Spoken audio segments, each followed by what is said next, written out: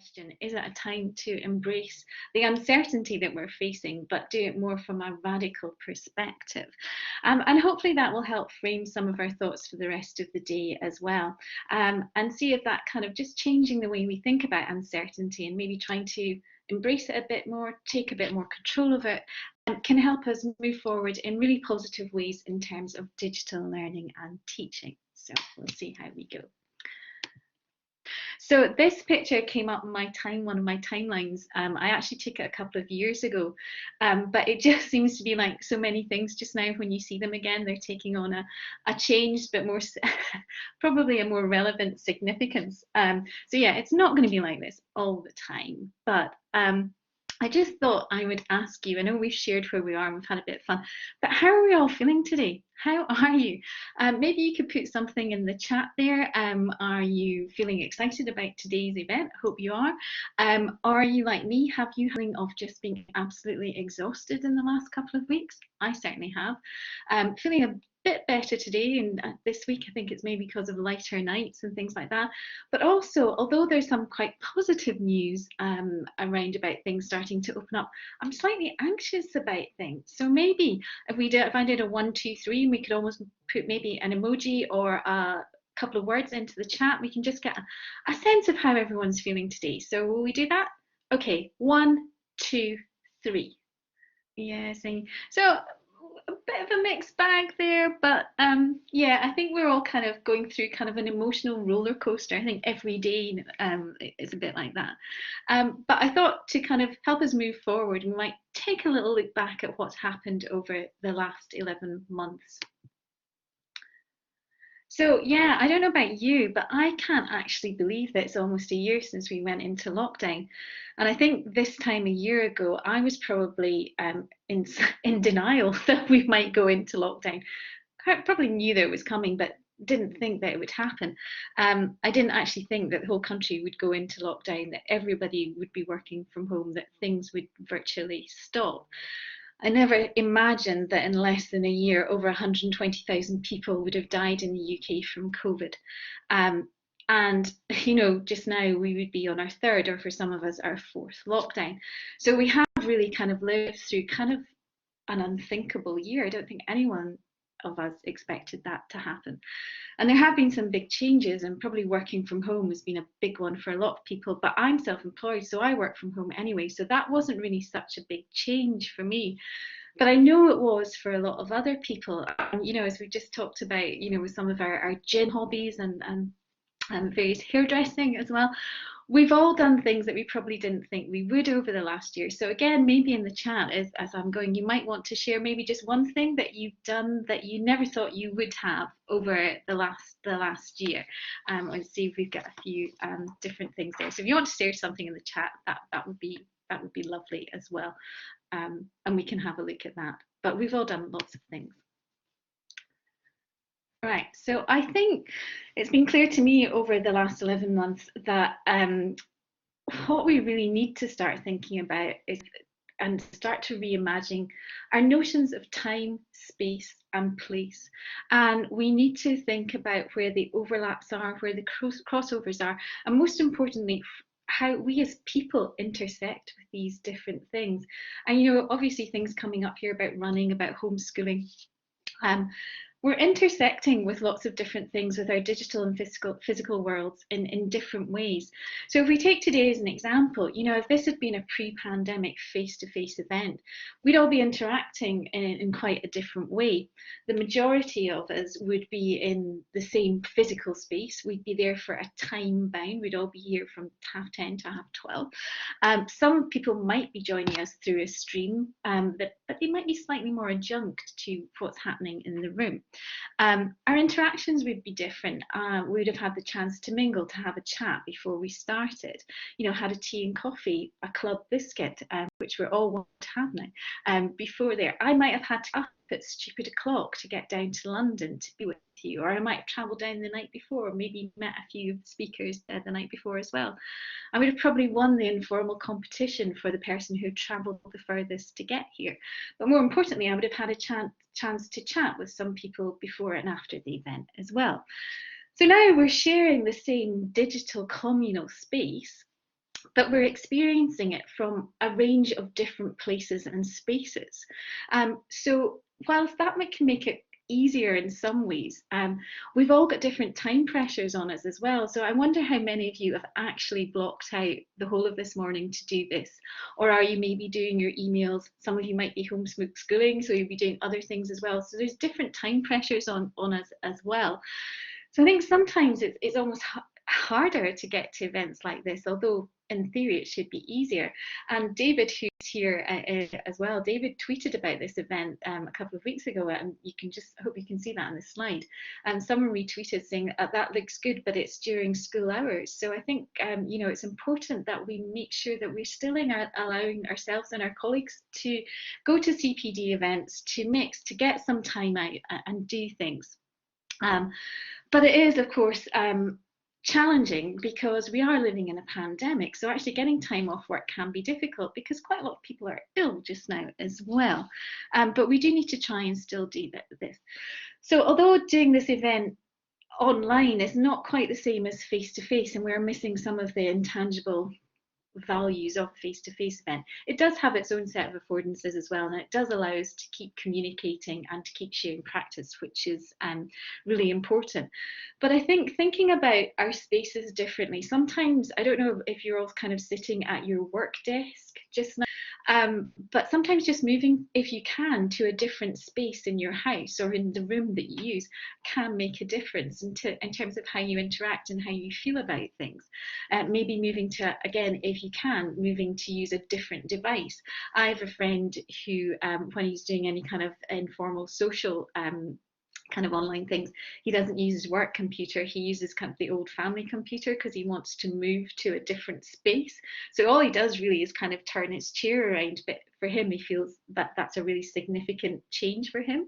So this kind of notion of micro transitions between devices and between different places is something that I hadn't really thought about very much before the pandemic, but it's something I'm thinking a lot about now. And I think it's something we need to be thinking about as we move forward, the importance of having spaces and places and how we use different spaces at different times as well. And yeah, it's been stressful, and we've probably all spent far more time online at work doing everything than is possibly good for us.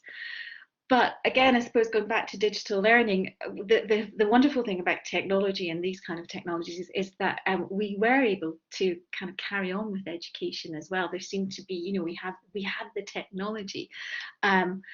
And I think one of the things that a lot of people forget is education didn't stop in the pandemic. Everyone still was at school, at university, at college. They didn't stop like other sectors. But actually, as we all know, the realities of delivering online education weren't quite as straightforward, or haven't been quite as straightforward as perhaps some people might have thought. And there's been quite a bit of research done around about how people's working life have been impacted by the pandemic. And Alison Littlejohn at UCL has led some research, and Leslie Gurley, who's part of the team, she wrote a really interesting paper last year. In fact, she's publishing quite a lot at the moment. But they asked their academic staff just to get their reaction to the working at home, to share a picture kind of encapsulating what their working life was like now. Absolutely fascinating. And then they went on and did some interviews with the people as well. But what Leslie has done in this paper, I think what she's done is she's highlighted the change of language, which is quite a cultural change, that now we talk about things like quarantine, like isolation, like sequestered, like closed. That's become part of our natural vocabulary, and that's quite a shift in terms of how we think about ourselves. So it's a really fascinating paper. It goes on to explores the etymology of some of these concepts, and it does sound quite academic, but it's really fascinating because what it focuses on is people and people's reaction to where they're working and the spaces that are working, and how they're kind of assembling different physical and digital worlds and their working environment. And I think as we move forward, for us all, we really need to reflect on these experiences of the last year and how we can learn from some of the positive and negative experiences of working from home, and actually our relationships with the spaces and places, digital and physical, that we live and work in. So it's interesting paper if you want to have a look at that. I think though, over the past 11 months, as someone who kind of works is based out with a formal institutional structure, one of the things I want to say to everyone who's here, that everyone in education has done an amazing job. So thank you all for everything you've done. I don't think people say thank you to educators enough. So I'm just saying a big thank you on behalf of lots of people now. You've been amazing in very, very difficult circumstances. It's still tough, and I think it's still going to be for quite a while to come. But you've done an amazing job. But I do have this feeling that there has been a bit of kind of running to stand still. So, despite all the fantastic work and the incredibly long hours, and I have to say, unsustainably long hours, I don't know how you can have people expect you to work those long hours. I think we're maybe just running a bit to stand still, because all we actually could do was be able to deliver a curriculum that had been designed for face to face and get a bit of it online. And that has been no small achievement. But there's not really been the time to think about doing much more. And I think there's been lots of external pressures. There's at the beginning of the pandemic, the very snootiness about online didn't seem to be a quality education. The only quality education you could get was face to face. I think now there's, with this kind of obsession with getting back to normal in air quotes, it seems that actually getting kids back in classroom might be more important than what they're actually going to do in the classroom. But I think on the positive side now, many more people have had the experience of homeschooling. They really appreciate the time, space and place of schools, and also the work that teachers do.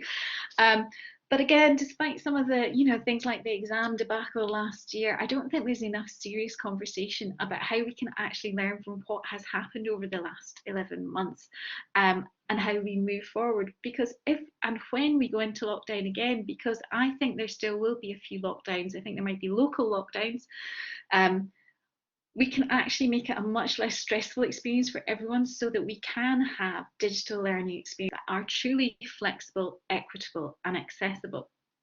So what I mean by that. So I thought it might be worth looking at going back to Maslow's hierarchy of needs, and thinking of, as we're thinking towards what we want to go to. And this is kind of my attempt at doing that. And I know I've seen in the past many examples of this that had Wi-Fi at the bottom, as a bottom layer. But I think in terms of basic needs and basic educational needs and the basic right to education, I think one of the things the pandemic and the lockdown has done is it has really exposed the difficulties there, in terms of not just access to Wi-Fi, but having data allowances and having appropriate devices to get that access to education. There's been a huge, huge digital divide that has been exposed there. And whilst mobile phones are great, they're not really suitable for a sustained, engaged learning experience. And as we move forward, we can't just hide that away. We have to make sure that we are trying to close that divide, so that, again, we have accessible and equitable education for all. But if we move up in terms of sort of safety and security, I think our notions of safety have changed quite dramatically over the last 11 months. Where and how do we feel safe in public spaces? Are you like me and a bit wary when you see crowds of people, or when someone gets a bit too close to you in the supermarket queue? Do you kind of mutter 2 meters? Or is that just me? And of course, schools are in the front line of some of these debates, particularly as we're starting to open up schools again. So face covering, physical distancing, and I have to say I'm a big one for physical distancing, not social distancing. It's the physical distance that actually makes that is important. I think we should use that term more. Washing hands, ventilation, they're all really important, and they're going to be important for quite a while yet. And of course, that changes how we use our educational spaces. But in the longer term, do we need to really rethink how and when we're using our spaces as well, at different times for different communities? So we start moving up into our kind of psychological needs in terms of belonging. I think, I think our sense of belonging, we've all missed face-to-face contact in the past 11 months. I miss people. But technology has been great. It's helped us to connect with people. Big wave to Zoom there. It's allowed us to connect with our family and our friends. But obviously, I think particularly for our young people and for our children, that loss of face-to-face, of that connection with family, friends, has been particularly harsh. So I think as we move forward, we have to have a lot more compassion and maybe not think so much about attainment, but actually be thinking and having a focus on re-establishing safe relationships in school and healthy, safe spaces. And that sense of collective belonging, I think that's really more important now than actually educational attainment. And again, moving up to kind of that those notions of esteem. Again, in lockdown, although technology has allowed education to carry on, it is really difficult to get that feeling of accomplishment, particularly in extended periods of isolation. And we know that children have felt that. They've really felt that. What they miss is, their friends. So again, I think we might need to be thinking about technology, how we can use technology a bit more positively in that way. Thinking about more self-regulated approaches for all ages. And starting to be able to encourage our students to share things more openly so they can get recognition not only from their peer group but from the wider community as well. And I think looking at various aspects of open educational practice can help us do that as well as sharing that knowledge to the wider community. So I think that's very key. But then going up to the top, I think what we actually need to do, I don't think we need to be thinking so much about self-actualization. I think what we need to be thinking about is collective actualization. In the pandemic, during lockdown, I think that was a huge example of collective activism, actualization. Everyone stayed in, we protected ourselves, we protected the NHS, and particularly during the first lockdown, that feeling of care for our communities was just profound and really something we don't want to lose. So as we move forward, let's not let lockdown fatigue, political ineptitude stop and focus back just on ourselves. So while some people may have saved some money because they're not commuting and they haven't been on holiday for the last year, there are hundreds of thousands, if not millions of people who are physically and financially worse off than they were at the beginning of this pandemic. Not everyone is going to be able to bounce back. And, lots of people have lost their jobs over the last 11 months. A lot of people will lose them when furlough stops. And in terms of school leavers, college and university graduates, they're going into an incredibly tough job market. And we've got Brexit to deal with as well. So I think we need to have some collective thinking about how we can make our society better for everyone, not just for some. So what hope is there? That was a bit kind of maybe a bit depressing, but I saw this quote in a newspaper article a couple of weeks ago, and it's from a paper about climate change. And where obviously there's a lot of uncertainty there. And as Bill is reminding us just now, climate change is still there and is actually probably a bigger problem for us to solve than the pandemic. So maybe we need to kind of embrace this uncertainty and use it in a positive way to move forward. So it's quite an interesting paper to read, but I really like that, hope it comes through uncertainty. Sorry, my slides are right. So I'm going to radical. So radical is quite a scary word. I don't know if any of you consider yourself a radical. You might want to put that in the chat if you think you're a radical. I think can be quite radical. I can be quite boring as well. But it is one of those kind of quite scary words. It's about doing things differently. It's about challenging the status quo, about activism. It's maybe about whether or not you want an orange or a raisin club biscuit. An orange club biscuit for me is quite radical. But I think what we need to think about and remember is that many ideas and concepts that were considered radical are now completely mainstream. So after a period of struggle, of resistance, of activism, they become normal, they become part of the status quo. And in terms of education, it's not really that long ago when it was quite radical to suggest that everyone had the right to an education. So I think we should be a bit more positive or radical and not always think of it as a dangerous thing. I think it's quite a positive thing to be radical. But of course, education is a worry just now. So, as we talked about, it's having an impact on children. People are just tired with homeschooling. It's been a huge challenge. And there are some radical suggestions coming through. I mean, I don't think that's particularly radical, suggesting that we should just let kids play for the summer. I think that's a great idea. But as we move back to normal, I think we can do more. And I think we need to have a few more radical ideas, because our children and our young people, they deserve more than just back to normal. We should have more. So, what do I think? Well, in terms of radical, um, here are some of my radical, or perhaps not quite so radical, ideas. I think what we need to start with is a really open and radical critique of formal and informal educational structures. We need to really look at what's worked and what hasn't worked over the past 11 months across sectors. And we know that particularly people with learning disabilities have been particularly disadvantaged in the past 11 months. So we need to kind of look at that. Are there ways that we can work more effectively across all sectors of education?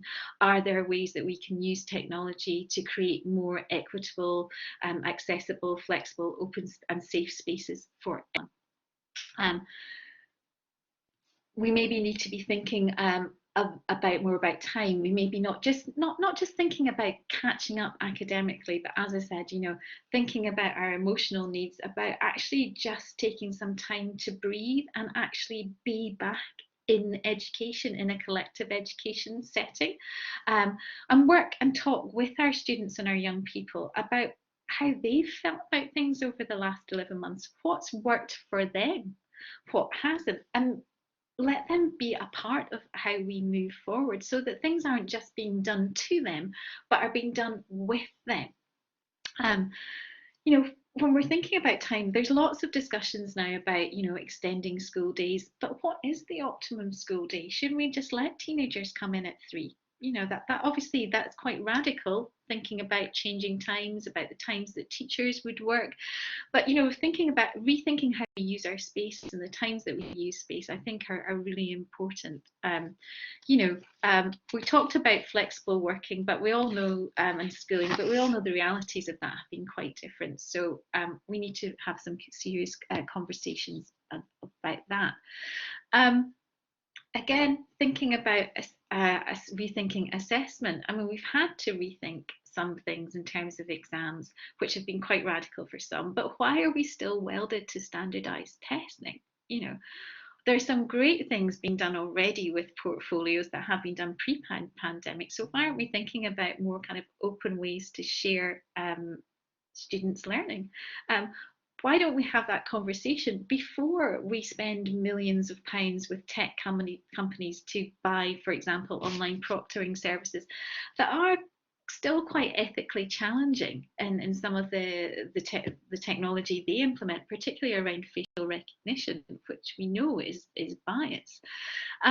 So we need to have an open and honest debate about that. Let's start thinking about public pedagogy and open education.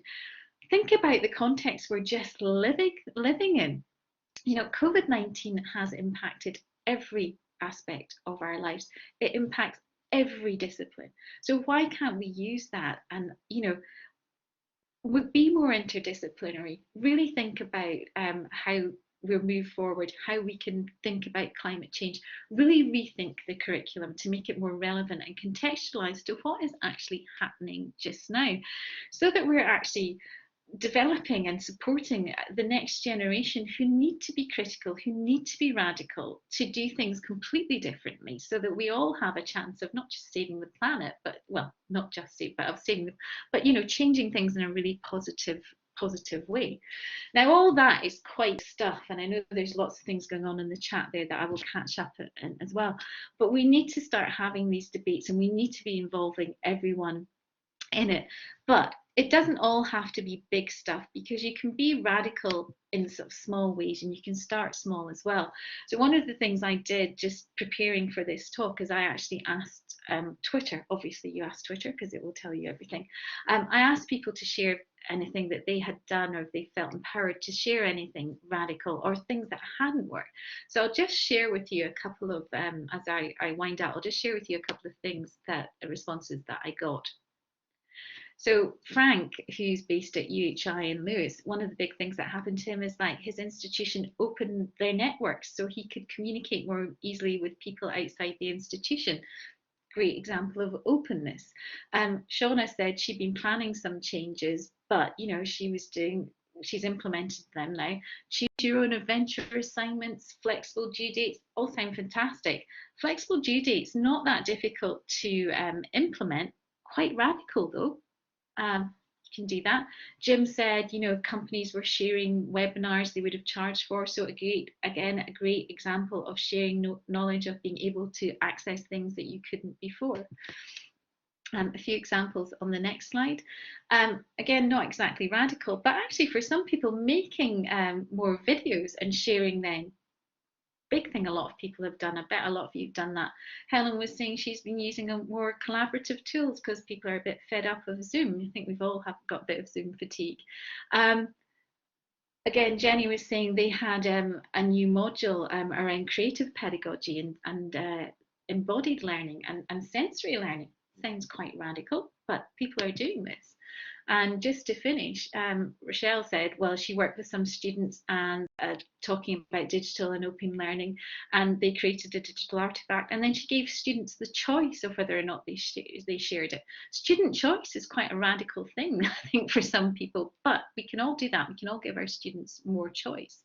I love this from Sue Min. She made a mixtape of songs and spoken words that she was putting in the VLE because she noticed some of her students weren't accessing the content. So it's kind of a carrot, a little incentive for them to go in and have a look at that. I think that's a lovely idea. A lot of people might think that that's radical, but again, there's lots and lots of things that we can do.